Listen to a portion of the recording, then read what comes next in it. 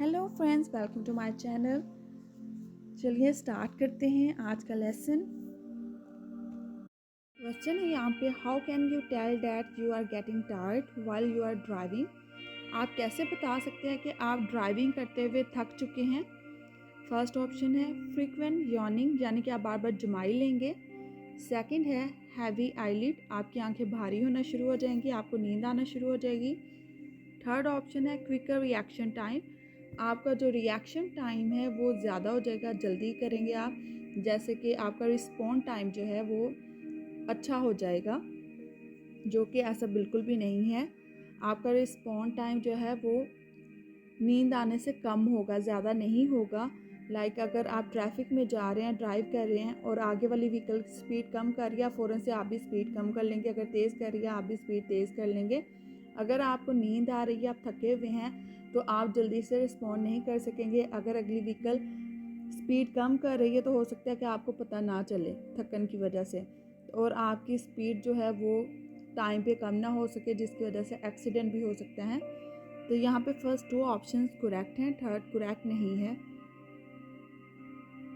Next question है यहाँ पे, what can happen if you ignore science of tiredness.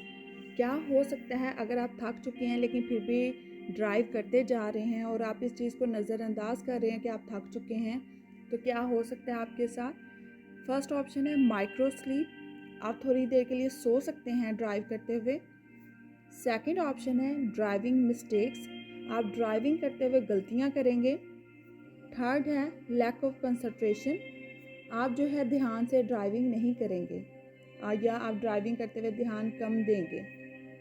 यहाँ पे तीनों ऑप्शन ही करेक्ट हैं। नेक्स्ट क्वेश्चन है यहाँ पे, what should you do if you start feeling tired while driving. अगर आप ड्राइव करते हुए थक जाएं या थकना शुरू हो जाएं तो आपको क्या करना चाहिए। फर्स्ट ऑप्शन है take a break straight away, आप फ़ौरन से ब्रेक लेंगे। सेकंड है get out of the car and move around in the fresh air, आप अपनी व्हीकल से निकलेंगे, अपनी कार से निकलेंगे और फ्रेश एयर में जाएंगे ताज़ा हवा लेने के लिए। थर्ड है लिसन टू स्टिमुलेटिंग म्यूज़िक, आप पुरस्कून सा म्यूज़िक सुनेंगे। यहाँ पे फर्स्ट टू ऑप्शन करेक्ट हैं, आप पुरस्कून म्यूज़िक नहीं सुनेंगे, उससे आपको ज़्यादा नींद आएगी। नेक्स्ट क्वेश्चन है यहाँ पे, how does tiredness affect your driving, जो थकन है वो आपकी ड्राइविंग पे कैसे असरअंदाज करती है। फर्स्ट ऑप्शन है डिक्रीज अलर्टनेस, ये आपकी जो सलाहियत है अलर्ट रहने की वो कम कर देती है, यानी कि आप अपनी ड्राइविंग पे कॉन्संट्रेट नहीं कर सकेंगे। सेकंड है डिले रिएक्शंस, आपका जो रिएक्शन है, रिस्पॉन्ड है, वो भी कम कर देगी, जैसे कि मैं पिछले क्वेश्चन में एग्जांपल दे चुकी हूँ कि कैसे आपका रिएक्शन कम करेगी। थर्ड है लिमिट्स अवेयरनेस, कि ये आपकी सोचने समझने की जो सलाहियत है वो भी कम कर देगी, आपको जल्दी पता नहीं चलेगा कि ट्रैफिक में क्या हो रहा है, कौन सा ड्राइवर है ओवरटेकिंग करने जा रहा है या कौन स्पीड कम कर रहा है, कौन लेन चेंज करने जा रहा है। ये सारी चीज़ें जो हैं इसकी सोच समझ आपकी कम हो जाएगी या एक हद तक रहेगी, ज़्यादा नहीं सोचेंगे आप। यहाँ पे तीनों ऑप्शंस करेक्ट हैं। नेक्स्ट क्वेश्चन है, what could cause the vehicle to leave the road, वो कौन सी वजह है जिसकी वजह से आपकी जो व्हीकल है, कार है, वो रोड से उतर सकती है। फर्स्ट ऑप्शन है इनअटेंशन, यानी कि अगर आप तवज्जो से गाड़ी नहीं चलाते तब। सेकंड है डिस्ट्रैक्शन, अगर आप ड्राइविंग करते हुए किसी और चीज़ को देखना शुरू कर देते हैं, यानी कि डिस्ट्रैक्ट हो जाते हैं किसी चीज़ से। थर्ड है टायर्डनेस, अगर आप थक जाते हैं। तो ये तीनों वजह ही हो सकती हैं।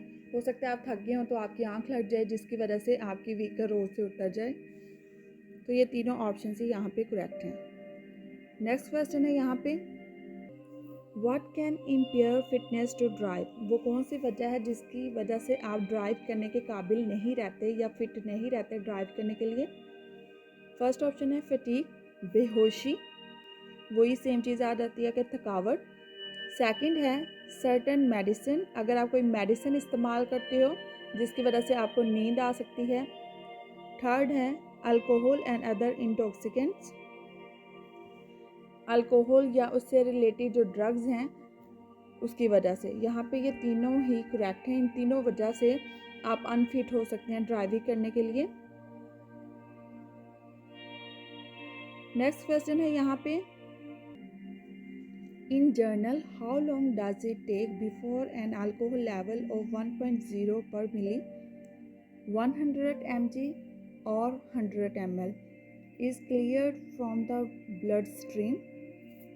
आपके जो ब्लड का फ्लो है, खून का आपके फ्लो है, उसमें से जो अल्कोहल है 1.0 पर मिली यानी कि 100 ml अगर आप अल्कोहल पीते हैं, आपके ब्लड से वो कितनी देर में साफ़ होगी यानी कि ख़त्म होगा उसका असर।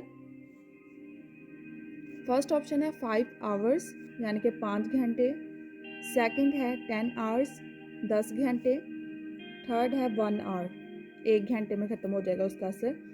यहाँ पे सेकंड ऑप्शन करेक्ट है, 10 आवर्स में वो क्लियर होगा आपके ब्लड से उसका असर जो है। नेक्स्ट क्वेश्चन है यहाँ पे, what can increase the intoxicating effect of alcohol. कौन सी ऐसी वजह है या ऐसे सबब हैं जिसकी वजह से अल्कोहल का असर ज़्यादा होता है। फर्स्ट है स्लीपिंग पिल्स, पेन किलर्स और सेडेटिव्स, यानी कि अगर आप कोई मेडिसिन इस्तेमाल करते हो, कोई भी पेन किलर या स्लीपिंग पिल्स वगैरह, उसकी वजह से अल्कोहल का जो असर है वो ज़्यादा हो जाता है।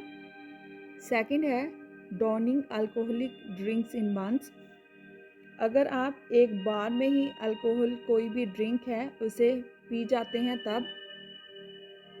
थर्ड है drinking on an empty stomach, अगर आप एक खाली पेट यानी कि बगैर कुछ खाए पिए आप अल्कोहल पी जाते हैं तब उसका असर ज़्यादा होता है। ये तो आपने सुना होगा, कोई भी मेडिसिन अगर आप खाली पेट खाते हैं तो उसके भी साइड इफ़ेक्ट होते हैं, इसी तरह अल्कोहल के भी। अगर आप बगैर कुछ खाए पिए सीधा अल्कोहल पीते हैं या उससे रिलेटेड कोई भी ड्रिंक पी लेते हैं तो उसका असर आप पे ज़्यादा होगा। इसलिए यहाँ पे तीनों ऑप्शन ही करेक्ट हैं।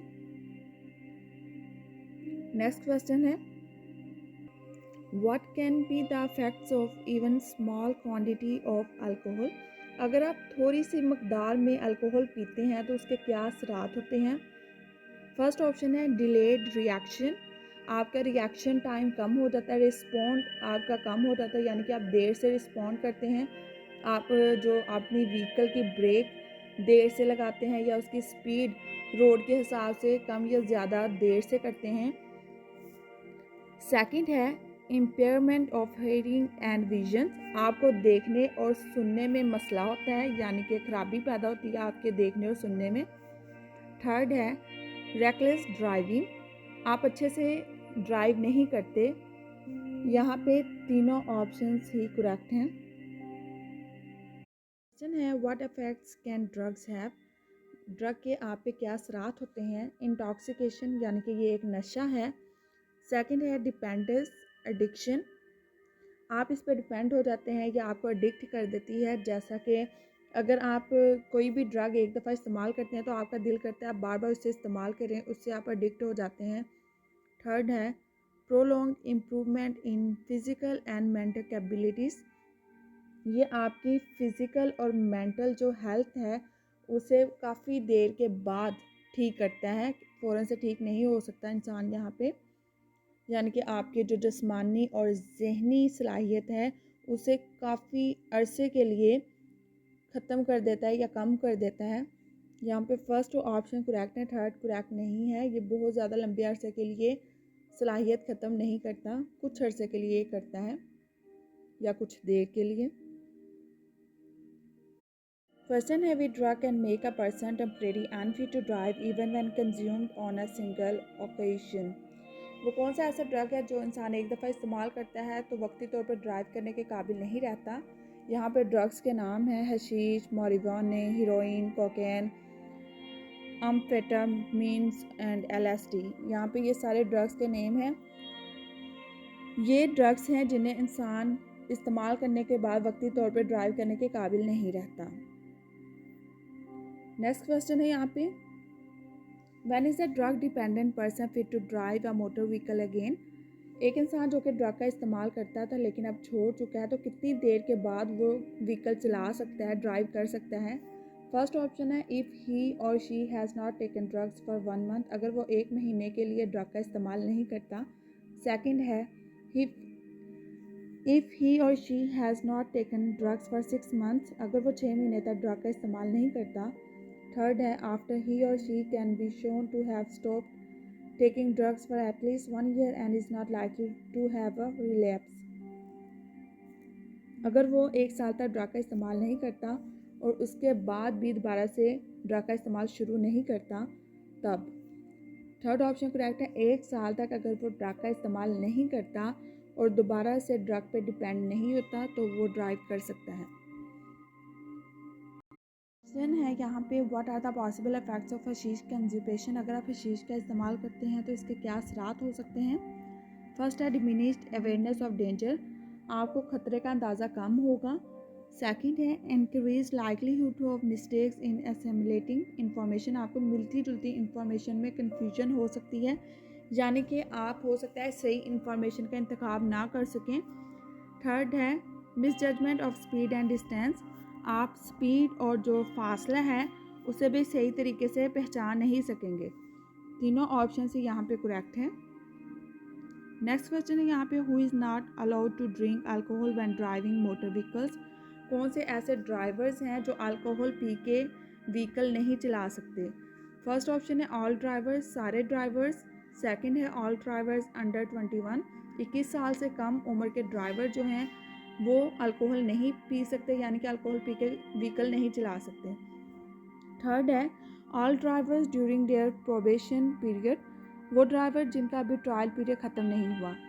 सेकंड और थर्ड ऑप्शन यहाँ पे करेक्ट है। जर्मनी में एक लिमिट में आप अल्कोहल पी के व्हीकल चला सकते हैं, ड्राइविंग कर सकते हैं, लेकिन अगर आप 21 साल से कम है या आपका ट्रायल पीरियड अभी ख़त्म नहीं हुआ तब आप अल्कोहल नहीं पी सकते। How is the intoxicating substance in hashish broken down by the body? Hashish के जो असरात हैं आपकी बॉडी पे वो कितनी देर में, कितने अरसे में ख़त्म होते हैं आपकी बॉडी से? फर्स्ट ऑप्शन है, unevenly over an indeterminate period, कि उसका कोई टाइम आपको पता नहीं है।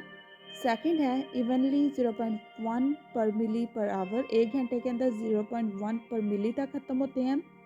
थर्ड है, इवनली 0.1 ग्राम पर आवर, 1 घंटे के अंदर 0.1 ग्राम तक ख़त्म होते हैं। फर्स्ट ऑप्शन यहाँ पे करेक्ट है कि आपको उसका टाइम नहीं पता कि वो कब ख़त्म होते हैं। नेक्स्ट क्वेश्चन है यहाँ पे, what are the consequence for a person driving a motor vehicle under the influence of drugs, for example hashish, heroin, cocaine?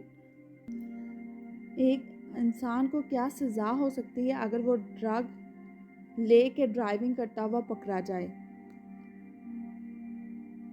यहाँ पे ऑप्शंस हैं, फाइन एंड और इम्प्रिजमेंट, उसे जुर्माना हो सकता है या कैद हो सकती है। सेकंड ऑप्शन है यहाँ पे कॉन्फिस्केशन ऑफ ड्राइविंग लाइसेंस और ड्राइविंग बैन, हमेशा के लिए उसका ड्राइविंग लाइसेंस जो है ख़त्म हो सकता है या उस पर बैन लग सकता है। थर्ड ऑप्शन है कंपल्सरी मेडिकल और साइकोलॉजिकल एग्जामिनेशन, हो सकता है कि उसका मेडिकल और साइकोलॉजिकल एग्ज़ाम किया जाए। यहाँ पे तीनों चीज़ें ही पॉसिबल हो सकती हैं। नेक्स्ट क्वेश्चन है यहाँ पे, what are the possible effects of hashish consumption? अगर आप हशीश का इस्तेमाल करते हैं तो उसके क्या असरात हो सकते हैं आप पे? ऑप्शंस है यहाँ पे, intoxication with confusion and depression, हो सकता है कि आप पे असरात हों कि आपको डिप्रेशन हो जाए या आप कन्फ्यूजन का शिकार हो जाएं। सेकंड है, इम्प्रूव जजमेंट ऑफ टाइम, आप टाइम का हिसाब बहुत अच्छे से लगा सकते हैं इस्तेमाल करने के बाद। Intoxication with dangerous hallucination and reduce reaction capability, हो सकता है कि आपको चीज़ें नज़र आना शुरू हो जाएं, यानी कि वो असल में मौजूद ना हो, आप इमेजिन करना शुरू हो जाएं और आपका जो रिएक्शन टाइम है यानी कि आपका रिस्पॉन्स है वो भी कम हो जाए, उसके जो सलाहियत है रिएक्शन की वो कम हो जाए आप में।